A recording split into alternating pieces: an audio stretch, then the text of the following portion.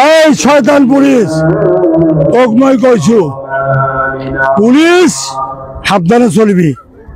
মুসলমান কোনোদিন কমি নহয়, মুসলমানে কোনোদিন সাম্প্রদায়িক কাম করা নাই।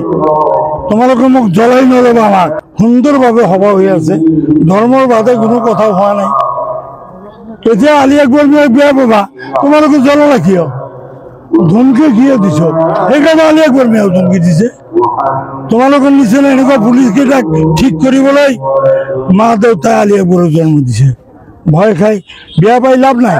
চাওক, দুর্ভাগ্য মই MLA নাই, মই বিধায়ক থাকিলে এই টেলিফোনটো নাহিলে হয়। দুর্ভাগ্য আপোনালোকৰ নে মোৰ নাজানো, মই বিধায়ক নাথাকোঁতে পুলিচৰ মানে হাতটো 1 হাত 18 ইঞ্চি, এতিয়া 22 ইঞ্চি হৈ গৈছে, বেছি বাঢ়িছে। মইতো ক'লোই, পুলিচৰ ক্ষমতা থাকিলে আলী আকবৰ মিয়া ইয়াত আছে, তোমালোকে আহা, তোমালোকৰ আইনটো মই শিকাই দিওঁ। তোমালোকে যিটো ভাবিছো যে 10টা নহয়, তোমালোকৰ লিখোতে ভুল হৈছে। অহাকালি 24 তাৰিখৰ ৰাতি 10টালৈকে তোমালোকে পাৰ্মিশ্যন দিছে। গাঁথাল দিছে না কিয় কৈছা আজি 10টাৰ আগত বন্ধ কৰিব লাগে? তোমালোকে চিঠি পঢ়ি লোৱা, তোমালোকে চিঠিটো পঢ়ি লোৱা। লিখা যদি ভুল হৈছে ৰাইজক তুমি ক্ষমা খোজা, বন্ধ কৰিম। কিন্তু তোমালোকে অহাকালি 24ৰ ৰাতি 10টালৈকে তোমালোকে পাৰ্মিশ্যন দি থৈছে। তাৰমানে পুলিচে এই কৰে, মানুহক মানুহ বুলি গণ্য নকৰে, ভাবে মানুহে ভাবে পুলিচে বোধহয় বেছি জানে। তোমালোকৰ নিচিনা পুলিচ ঘৰততো মই পিয়নো নাৰাখো। যি পুলিচে কৈছে, যি দাৰগাই কৈছে, তাৰ নিচিনা দাৰগা আলী আকবৰ মিয়াৰ ঘৰত মই পিয়নো নাৰাখিম। ইমান অযোগ্য পুলিচ দাৰোগা পিয়ন আলী আকবৰ মিয়াৰ ঘৰত পিয়ন হওয়ার যোগ্যতাও নাই। পড়িল ভাই, এনেকে চলিছে এইটো।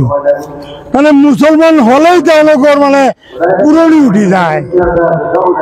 মুসলমান হলেই আমিতো সভা কৰা নাই, সিহঁতৰ মাৰ ভিতৰত বোধহয় হাত দিছো নেকি। ইমান বাড়াবাড়ি নকৰিবা, ধন্যবাদ। এই শয়তান পুলিশ তোক মই কৈছো পুলিশ সাবধানে চলবি। মুসলমান কোনোদিন কমি নহয়, মুসলমানে কোনোদিন সাম্প্রদায়িক কাম করা নাই। তোমালোকে মোক জ্বলাই নলবা, আমাক সুন্দরভাবে সভা হয়ে আছে, ধর্মর বাদে কোনো কথা হওয়া নাই। এতিয়া আলী আকবর মিয়াক বেয়া পাবা, তোমালোকে জ্বলালা কিয়? ধমকি কিয় দিছ? সেইকাৰণে আলী আকবৰ মিয়াও ধমকি দিছে। তোমালোকৰ নিচিনা এনেকুৱা পুলিচ কেইটাক ঠিক কৰিবলৈ মা দেউতাই আলী আকবরক জন্ম দিছে। ভয় খাই বিয়া পাই লাভ নাই। চাওক, দুর্ভাগ্য মই MLA নাই, মই বিধায়ক থাকিলে এই টেলিফোনটো নাহিলে হয়। দুর্ভাগ্য আপোনালোকৰ নে মোৰ নাজানো, মই বিধায়ক নাথাকোঁতে পুলিচৰ মানে হাতটো 1 হাত 18 ইঞ্চি, এতিয়া 22 ইঞ্চি হৈ গৈছে, বেছি বাঢ়িছে। মইতো ক'লোই, পুলিচৰ ক্ষমতা থাকিলে আলী আকবৰ মিয়া ইয়াত আছে, তোমালোকে আহা, তোমালোকৰ আইনটো মই শিকাই দিওঁ। তোমালোকে যিটো ভাবিছো যে 10টা নহয়, তোমালোকৰ লিখোতে ভুল হৈছে। অহাকালি 24 তাৰিখৰ ৰাতি 10টালৈকে তোমালোকে পাৰ্মিশ্যন দিছে। গাঁথাল দিছে না কিয় কৈছা আজি 10টাৰ আগত বন্ধ কৰিব লাগে? তোমালোকে চিঠি পঢ়ি লোৱা, তোমালোকে চিঠিটো পঢ়ি লোৱা। লিখা যদি ভুল হৈছে ৰাইজক তুমি ক্ষমা খোজা, বন্ধ কৰিম। কিন্তু তোমালোকে অহাকালি 24ৰ ৰাতি 10টালৈকে তোমালোকে পাৰ্মিশ্যন দি থৈছে। তাৰমানে পুলিচে এই কৰে, মানুহক মানুহ বুলি গণ্য নকৰে, ভাবে মানুহে ভাবে পুলিচে বোধহয় বেছি জানে। তোমালোকৰ নিচিনা পুলিচ ঘৰততো মই পিয়নো নাৰাখো।